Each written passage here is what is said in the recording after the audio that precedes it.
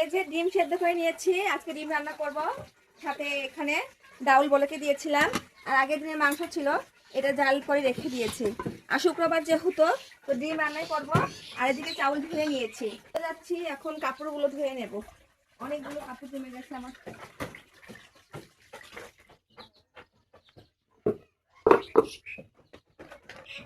আমার কাপড় ধুতে একদম সহজে, পাশে আসো, একদম সহজে কাপড় যেভাবে আমি ধুয়ে নিই। দেখেন কাপড় ধোয়ার সহজ টেকনিক। এই যে, যেহেতু ছোট ছোট বাচ্চাদের কাপড় রোজ ধুতে হয়, প্রত্যেক দিন ওদের কাপড় চোপড় ওরা প্রসাব করে খুলে দিতে হয়।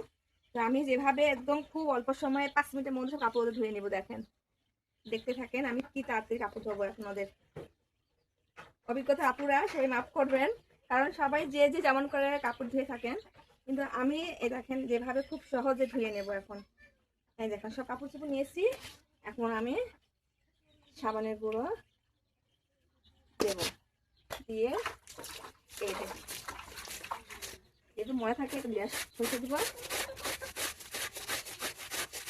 এটা সব সহজে সহজে আমি ধুয়ে নেব, কারণ কাপড় তো বেশি ময়লা থাকে না, ভিজানোর কোনো প্রয়োজন হয় না, আর খুব তাড়াতাড়িও হয়ে যায়। যাদের সময় অল্প তারা এক টেকনিকটি কাজে লাগাতে পারেন, কাপড় কিন্তু পরিষ্কার হবে। দেখেন উষ্ণ ফেনা বের হচ্ছে। দেখো এখন আমি দেখেন, এখন আমি ধুয়ে নিচ্ছি।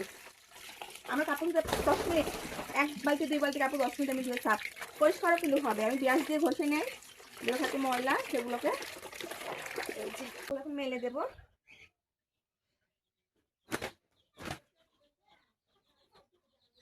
ঘরের ভিতরে দেবো, যদি বৃষ্টি কাপড় লাগার মতো কোনো জায়গা নেই।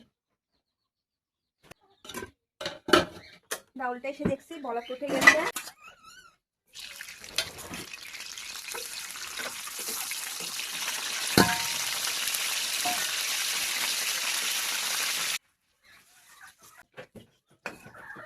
কি মিষ্টি, ডাল পাখা দেবো।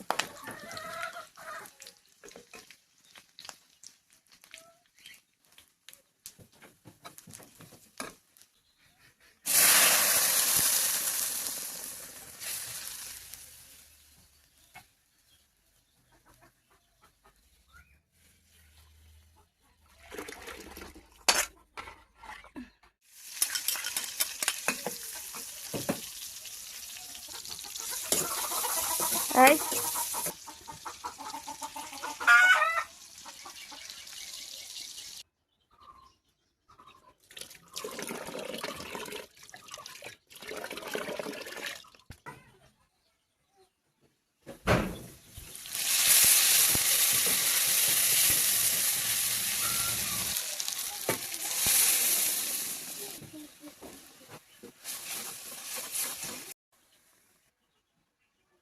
আমি চাউল ধুয়ে নিয়েছিলাম, চাউল ধুয়ে নিয়ে রেখে দিয়েছিলাম রেডি করে সব কিছু। ওদিকে কাপড়ও এক হাতে ধুয়ে নিয়েছিলাম, এদিকে রান্নাও কমপ্লিট করে নিচ্ছিলাম। এদিকে ডিমগুলো ভেজে নিয়ে মশলা খুব ভালো করে কষিয়ে নিচ্ছিলাম।